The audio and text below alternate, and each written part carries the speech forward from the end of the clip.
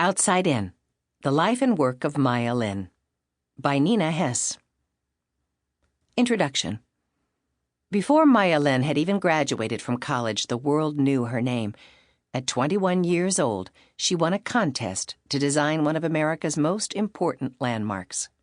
The Vietnam Veterans Memorial now stands on the National Mall in Washington, D.C. It is just steps away from other great landmarks, including the Lincoln Memorial and the Washington Monument.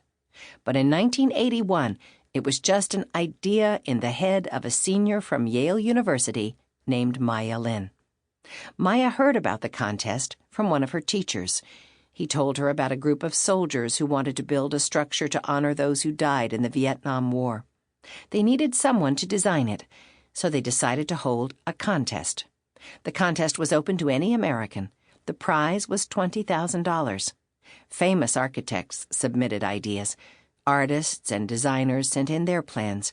Maya Lin sent in her idea, too. Maya Lin never dreamed her design would win. She was only a student. She was not part of the world of architecture. How could someone so young build something so important? Even once she won the contest, many shared these doubts. But more than 25 years later, there is no doubt about Maya Lin's talent. The contest was only the beginning. She has since created many more monuments. She has designed houses and museums. Her sculptures grace the walls of galleries, train stations, and universities. She is one of America's most important architects. Chapter 1. Family Stories. As a girl, Maya Lin did not plan on becoming a famous architect. But art and architecture surrounded her from an early age. Every day after school, she would visit her father at his pottery studio. She watched her father knead a lump of clay. She watched his potter's wheel spin and spin. She watched, amazed, as he formed a mound of clay into a beautiful bowl. Maya's father, Henry Lin, was an artist. He was also the Dean of Fine Arts at Ohio University in Athens, Ohio. Maya grew up surrounded by her father's artwork. He made the bowls and plates they ate on every day. He built the table they sat at each night. His collection of pottery and ceramic art filled their home. Born in Beijing, China, Maya's father grew up in a time of great upheaval. When he was a young man, China was at war from within.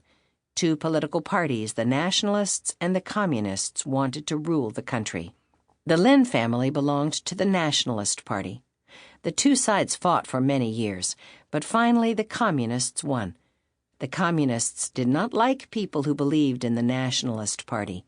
They wanted everyone to become communist. Because the Lin family had been nationalists, their lives were in danger, so they escaped to the United States. Maya's mother, Julia Chang, also fled from China. Her family belonged to the Nationalist Party, too. As a young teenager, she arrived in the United States alone, with nothing but a $100 bill hidden in the lining of her coat. Friends helped her get a scholarship at Smith College in Massachusetts.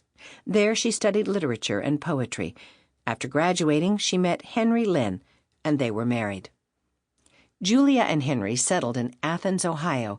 They both had jobs as professors, teaching at the university.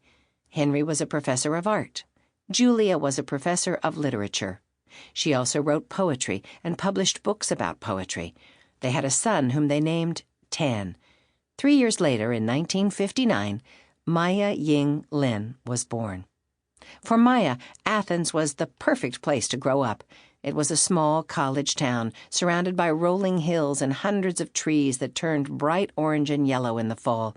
There was no end of things to learn, and no end of woods to explore.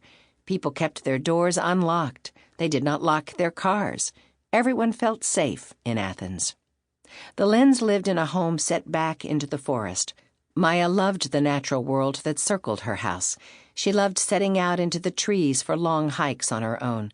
In her own backyard, she would watch the raccoons and chipmunks. She would try to tame the squirrels and rabbits. On her desk sat a geode, a hollow stone filled with shiny, polished crystals. She and her brother both were fascinated with this natural wonder. Sometimes he would take it to his room. Maya would take it back, and he would steal it back again. Maya's parents were never very strict with Maya and her brother Tan. Sample complete. Ready to continue?